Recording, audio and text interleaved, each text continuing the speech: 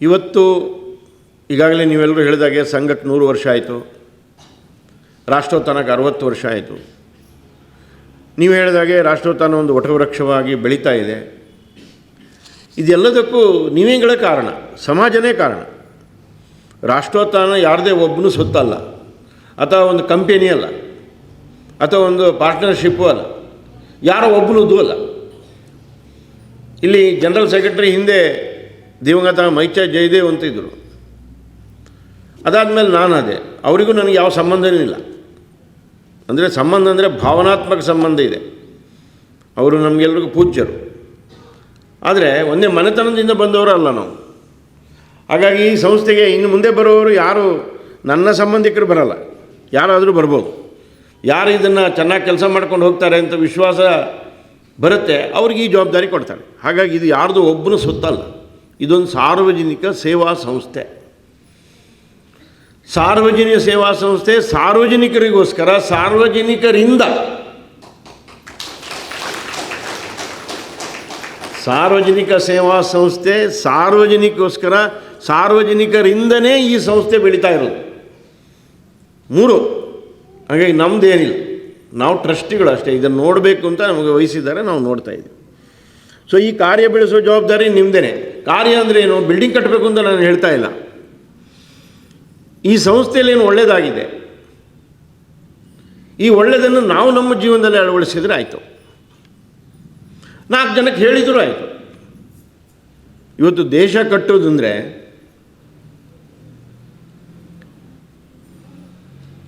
ರಸ್ತೆ ಮಾಡೋದು, ಡ್ಯಾಮ್ ಕಟ್ಟೋದು, ಬಿಲ್ಡಿಂಗ್ ಮಾಡೋದು, ಅಥವಾ ಶಾಲೆಗಳನ್ನು ಕಟ್ಟೋದು, ಅಥವಾ ಫ್ಯಾಕ್ಟ್ರಿಗಳನ್ನು ಮಾಡೋದು, ಅನೇಕರಿಗೆ ಉದ್ಯೋಗ ಕೊಡೋದು, ಅದು ಇದ್ದೇ ಇದೆ, ಅದು ಬೇಕೇ ಬೇಕು. ಆದರೆ ಒಳ್ಳೆಯ ವ್ಯಕ್ತಿಗಳನ್ನು ತಯಾರಿ ಮಾಡೋದು ದೇಶ ಸೇವೆನೇ, ಅದೇ ದೇಶದ ಕೆಲಸ. ಮುಖ್ಯವಾಗಿ ದೇಶದ ಆಗು ಹೋಗುಗಳ ಬಗ್ಗೆ ನಾವು ಜಾಗೃತರಾಗಬೇಕು. ಈಗೆಲ್ಲ ಹಾಡಿನಲ್ಲಿ ಹೇಳಿದ್ರು, ಈ ದೇಶ ತುಂಡರಿಸಿದ್ರು, ಮತಾಂತರ ಮಾಡ್ತಾರೆ, ಹಾಗಾಗತ್ತೆ ಹೀಗಾಗತ್ತೆ ಅಂತ ಹಾಡಿನಲ್ಲಿ ಹೇಳಿದರು. ಹಾಡು ಸ್ವಲ್ಪ ಅರ್ಥ ಮಾಡ್ಕೋಬೇಕು. ಸುಳ್ಳು ಹಾಡಲ್ಲ, ಅದು ನಡೆದಿರೋದೆ, ಅರ್ಥಗರ್ಭಿತ ಹಾಡೋದು. ಹಾಗಾಗಿ ದೇಶವನ್ನು ಉಳಿಸೋ ಕೆಲಸ ನಾವು ಮಾಡಬೇಕು. ಅಂದರೆ ನಾವು ಹೇಗೂ ಅಲ್ಲಿ ಕಾಶ್ಮೀರದ ಹತ್ರ ಹೋಗಿ ಯುದ್ಧ ಭೂಮಿಯಲ್ಲಿ ನಿಲ್ಲಬೇಕು ಅಂತ ಏನಿಲ್ಲ. ನಮ್ಮ ಊರಿನಲ್ಲಿ ನಾವು ಗಟ್ಟಿಯಾಗಿ ನಿಲ್ಲಬೇಕು, ನಮ್ಮ ವಿಚಾರವನ್ನು ಗಟ್ಟಿಯಾಗಿ ನಿಲ್ಲಿಸಬೇಕು. ಇವತ್ತು ನೋಡಿ, ಅಮೇರಿಕಾ, ನಿಮಗೆಲ್ರಿಗೂ ಗೊತ್ತಿದೆಯೋ ಗೊತ್ತಿಲ್ಲ, ಪೇಪರ್ನಲ್ಲಿ ಬರ್ತಾ ಇದೆ, ಭಾರತದ ಮೇಲೆ ಸಿಟ್ಟಲ್ಲಿ ಏನೇನೋ ಮಾಡ್ತಾ ಇದೆ. ಆದರೆ ಭಾರತ ಬಗ್ತಾ ಇಲ್ಲ. ಭಾರತ ಶಕ್ತಿಯನ್ನು ತೋರಿಸ್ಕೊಟ್ಟಿದ್ದೀವಿ ನಾವು. ಇವತ್ತಿನ ಅಮೇರಿಕ ಸರೆಂಡರ್ ಆಗಬೇಕು, ನಾವು ಭಾರತ ಸರೆಂಡರ್ ಆಗಲ್ಲ. ಇವತ್ತಿನ ಭಾರತ ನಾನು ಹೇಳ್ತಿರೋದು, ನಾನು ಇಲ್ಲಿ ಈ ವೇದಿಕೆ ಮೇಲೆ ಹೇಳ್ತಿದ್ದೀನಿ, ಇವತ್ತಿನ ಭಾರತ. ಮತ್ತೆ ಹೇಳ್ತಾ ಇದ್ದೀನಿ, ಹಿಂದಿನ ಭಾರತ ಅಲ್ಲ ಇದು, ಈಗಿನ ಭಾರತ. ಅಮೇರಿಕಕ್ಕಾಗಲಿ ವಿದೇಶಿಗಳಿಗೆ ತಲೆ ಬಾಗಲ್ಲ. ಯಾಕೆ ಅಂದರೆ ಈ ಭಾರತದಲ್ಲಿ ನಿಮ್ಮಂಥವ್ರು ಜನ ಒಟ್ಟಿಗೆ ಇದ್ದೀರಿ.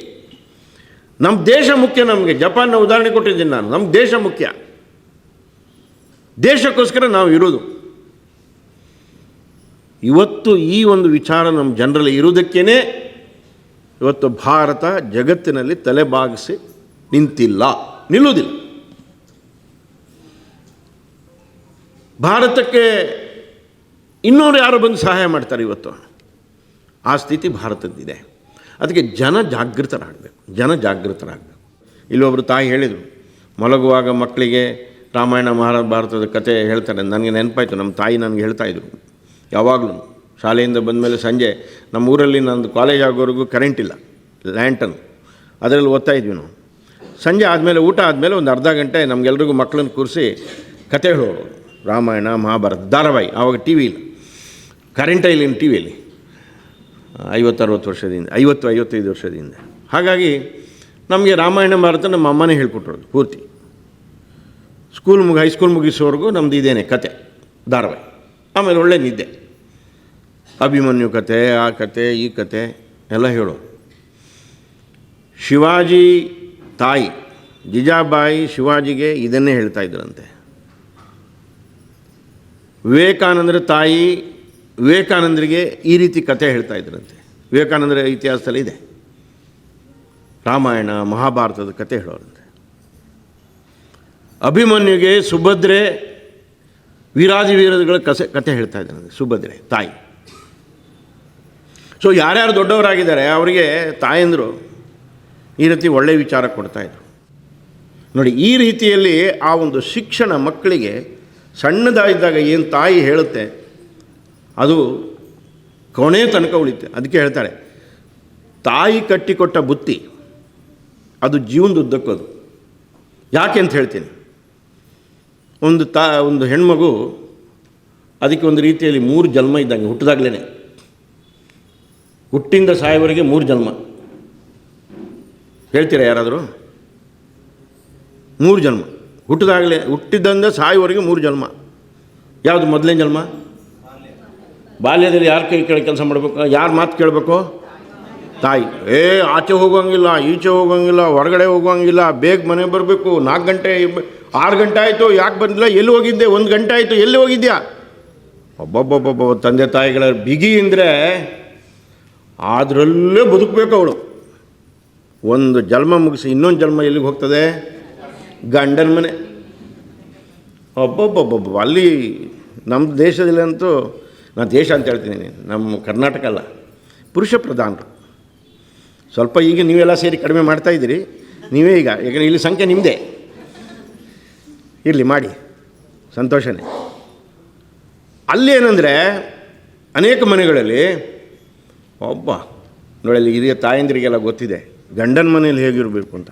ಅಮ್ಮನೂ ಹಾಗೆ ಹೇಳ್ಕೊಳಿಸ್ತಾರೆ, ನೋಡು ನೀನು ಅಲ್ಲಿ ಹೋಗ್ತಾ ಇದೆಯಾ, ಭಾರಿ ಎಚ್ಚರಿಕೆಯಿಂದ ಇರಬೇಕು, ಅಲ್ಲಿನ ಪದ್ಧತಿಗಳನ್ನು ನೀನು ಹಾಗೇ ಪಾಲನೆ ಮಾಡಬೇಕು, ಒಂಚೂರು ನಮ್ಮ ತವ್ರ ಮನೆಗೆ ಚ್ಯುತಿ ತರಬೇಡ, ಅಲ್ಲಿ ಹೇಳಿದಾಗ ಮಾಡು, ಮುಗಿತಾ ಕತೆ.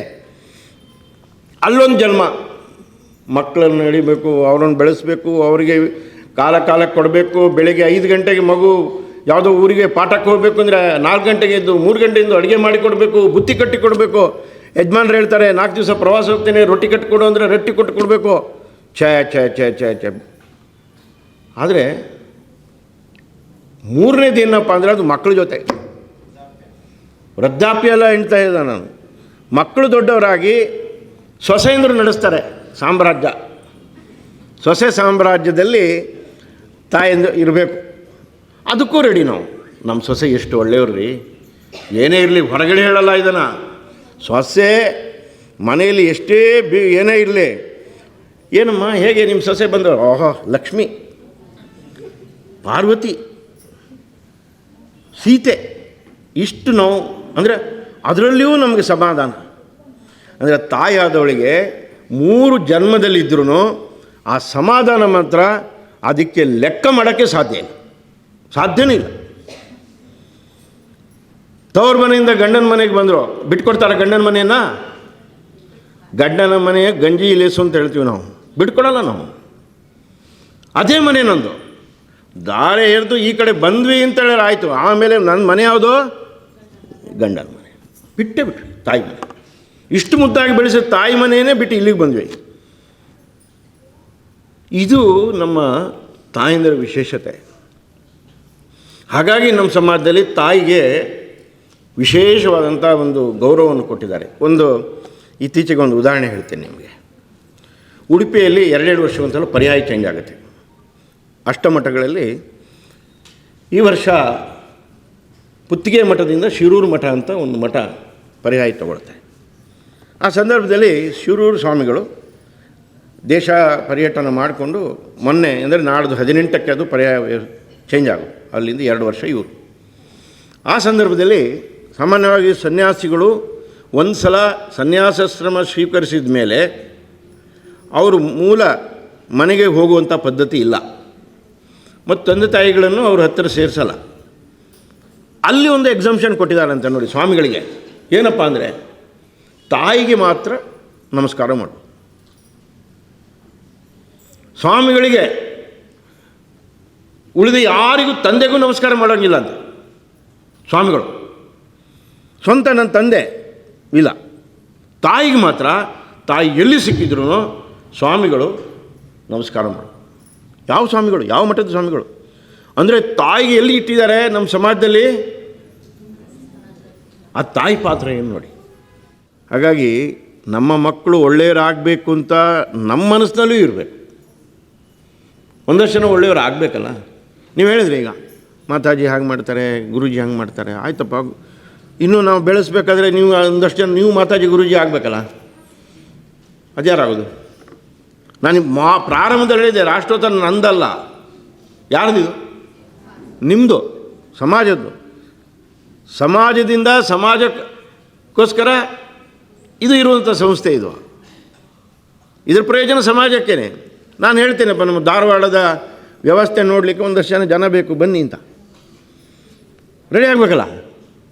ಸೈನಿಕ ಬೇಡ, ಅಲ್ಲಿ ಬೇಡ, ಅಲ್ಲಿ ಯುದ್ಧ ಭೂಮಿಗೆಲ್ಲ ಹೋಗೋದು ಬೇಡ. ಧಾರವಾಡದಲ್ಲಿ ಆರಾಮಾಗಿ ಇರಲಿಕ್ಕೆ.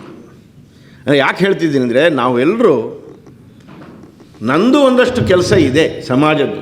ಕೊನೆ ಪಕ್ಷ ಏನು ಮಾಡಲಿಕ್ಕಾಗಿದ್ದರೆ ನನ್ನ ಮನೆ ಚೆನ್ನಾಗಿಟ್ಕೊಳ್ತೀನಿ, ನನ್ನ ಮಕ್ಕಳನ್ನ ಚೆನ್ನಾಗಿಟ್ಕೊಳ್ತೀನಿ, ನಮ್ಮ ಕುಟುಂಬಸ್ಥರನ್ನು ನಾವು ಒಟ್ಟಿಗೆ ಕರಿತೀನಿ. ಎಷ್ಟು ಸಮಯ ಆಯಿತೋ ಎಲ್ಲರನ್ನು ಸೇರಿಸದೆ ಊಟ ಮಾಡೋದೆ. ಒಂದು ಸಲ ಸೇರಿಸಲ್ಲ, ಯಾರ್ಯಾರು ಸಂಬಂಧಿಕರಿದ್ದಾರೆ ಎಲ್ಲರನ್ನು ಕರೀರಿ, ಎಲ್ಲರೂ ಸೇರಿ ರೊಟ್ಟಿ ಬೆಳೀರಿ, ಒಂದು ಪಲ್ಯ ಮಾಡಿರಿ, ಚೆನ್ನಾಗಿ ಕೂತ್ಕೊಂಡು ಊಟ ಮಾಡಿರಿ, ಹರಟೆ ಮಾಡಿರಿ, ರಾತ್ರಿಯೆಲ್ಲ ಹರಟೆ ಮಾಡಿರಿ. ಆಮೇಲೆ ಮರುದಿವಸ ನೋಡಿ ಹೋಗುವಾಗ ಎಲ್ಲರೂ ಕಣ್ಣೀರು ಇಳಿಸ್ತಾರೆ, ಹೋಗಲಿಕ್ಕೆ ಮನಸ್ಸು ಬರಲ್ಲ. ಇದೇ ಕುಟುಂಬ ರೀತಿಯಲ್ಲಿ ಬದುಕುವಂಥದ್ದು. ಇದೇ ಶಕ್ತಿ, ನಾರಿ ಶಕ್ತಿ ಅಂದರೆ ಇದೇನೆ. ಇದು ಗಟ್ಟಿ ಆದರೆ ದೇಶ ಗಟ್ಟಿ ಆಗುತ್ತೆ. ನಾವು ಬಿಡಲ್ಲ. ಒಳ್ಳೆತನದನ್ನು ಬಿಟ್ಟು ಕೆಟ್ಟ ದಾರಿಗೆ ನಾವು ಹೋಗಲ್ಲ, ಹೋಗ್ಲಿಕ್ಕೂ ಬಿಡಲ್ಲ. ಈ ರೀತಿಯ ತಾಯಿಯ ಶಕ್ತಿ ನಾವು ಹೇಳ್ತೀವಿ. ತಾಯಿ ಅಂದರೆ ಕಣ್ಣಿಗೆ ಕಾಣುವ ದೇವರು ಅಂತ. ಅದು ಇವತ್ತಿನ ಸಮಾಜದಲ್ಲಿ ಬರಬೇಕು. ಪೇಪರ್ನಲ್ಲಿ, ಟಿ ವಿನಲ್ಲಿ ಯಾವುದೋ 1-2 ಸಣ್ಣ ಘಟನೆಗಳು ಇಟ್ಕೊಂಡು ನಮ್ಮ ಸಮಾಜ ಹೀಗಾಯಿತು ಅಂತ ಯಾರು ತಪ್ಪು ತಿಳ್ಕೊಬೇಕಾಗಿಲ್ಲ. ಇವತ್ತಿಗೂ ಸಮಾಜದಲ್ಲಿ ಸಾವಿರಾರು ವರ್ಷಗಳಿಂದ ಏನು ಬಂದಿದೆ, ಆ ಮಾತೃದೇವೋಭವ ಅದು ಇನ್ನೂ ಹಾಗೇ ಇದೆ. ನನಗೆ ಬೇರೆ ಬೇರೆ ರಾಜ್ಯಗಳಿಗೆ ಹೋಗಿದ್ದೀನಿ, ನಾನು ಬೇರೆ ಬೇರೆ ರಾಜ್ಯದಲ್ಲಿಯೂ ಪ್ರವಾಸ ಮಾಡಿದ್ದೀನಿ. ಎಲ್ಲ ಕಡೆ ತಾಯಂದಿರು ಅಂದರೆ ಒಂದೇ. ಅದೊಂದು ಬಹಳ ಖುಷಿ ನಮಗೆ. ನಿಮ್ಮಲ್ಲಿ ಏನು ಭಾವನೆ ಇದೆ, ಆ ಭಾವನೆ ಇಡೀ ದೇಶದ ನಮ್ಮ ತಾಯಂದಿರ ಹತ್ರ ಇದೆ. ಒಂದು ಉದಾಹರಣೆ ಕೊಡ್ತೀನಿ. ಮನೆಗೆ ಬಂದ ಅತಿಥಿಗಳಿಗೆ ಸತ್ಕಾರ ಮಾಡಬೇಕು. ಎಲ್ಲಿಯೂ ಕೊರತೆ ಮಾಡಲ್ಲ. ತಮಗೇನಾದರೂ ತೊಂದರೆ ಆಗಿರ್ಬೋದು, ಆದರೆ ಬಂದವರಿಗೆ ಕಡಿಮೆ ಮಾಡಲ್ಲ, ಕೊರತೆ ಮಾಡಲ್ಲ. ಅಷ್ಟು ಸತ್ಕಾರ. ಇದ್ದಿದ್ರಲ್ಲಿ ಚೆನ್ನಾಗಿರೋದನ್ನು ತಂದು ಕೊಡ್ತಾರೆ. ಈ ಸ್ವಭಾವ ಕಾಶ್ಮೀರದಿಂದ ಕನ್ಯಾಕುಮಾರಿಯವರೆಗೆ, ಗುಜರಾತಿಂದ ಅಸ್ಸಾಂನವರೆಗೆ ಇದೆ. ನಾವು ಅನೇಕ ಕಡೆ ಪ್ರವಾಸ ಮಾಡಿದ್ವಿ. ಅಂಥ ಪ್ರೀತಿ. ನಾವೆಲ್ಲ ಅರುಣಾಚಲ ಪ್ರದೇಶಕ್ಕೆ ಹೋಗಿದ್ವಿ. ನಮ್ಮ ಮಕ್ಕಳನ್ನ ಕರ್ಕೊಂಡು ಹೋಗಿದ್ವಿ. ಎಲ್ಲ ಶಾಲೆಗಳ ಆಯ್ದ ಮಕ್ಕಳನ್ನ ಕರ್ಕೊಂಡು, ಮಕ್ಕಳನ್ನ ಮನೆಯಲ್ಲಿ 3 ದಿವಸ ಉಳಿಸಿದ್ರು. ಮಕ್ಕಳು ವಾಪಸ್ ಬರಬೇಕಾದ್ರೆ ಅಳ್ತಾ ಇದ್ರಂತೆ. ಅಷ್ಟು ಆತಿಥ್ಯ. ಎಲ್ಲಿ? ಅರುಣಾಚಲ ಪ್ರದೇಶ, ಚೈನಾ ಬಾರ್ಡ್ರಲ್ಲಿದೆ. ಈ ರೀತಿಯ ನಮ್ಮ ತಾಯಂದಿರ ಭಾವನೆಗಳು. ಅದಕ್ಕೆ ನಾನು ಹೇಳ್ತಿರೋದು, ನಮ್ಮ ಈ ರೀತಿಯ ಭಾರತೀಯ ಹಿಂದೂ ಸಂಸ್ಕೃತಿಯ ಪ್ರತೀಕವಾದಂತಹ ಏನು ಅಂಶ ಇದೆ, ಅದನ್ನು ಉಳಿಸುವಂಥ ಕೆಲಸ ನಾವೆಲ್ಲರ ತಾಯಂದಿರು ಮಾಡಬೇಕು.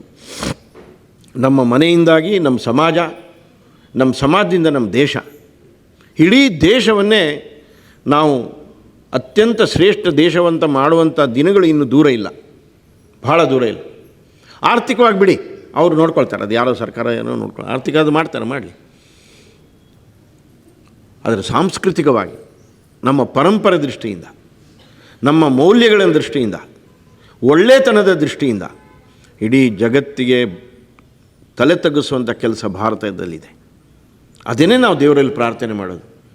ಹಿಂದಿನ ಕಾಲದಲ್ಲಿ ನಮ್ಮ ದೇಶವನ್ನು ಉಳಿಸಿದ್ದೇ ಈ ತಾಯಂದಿರು.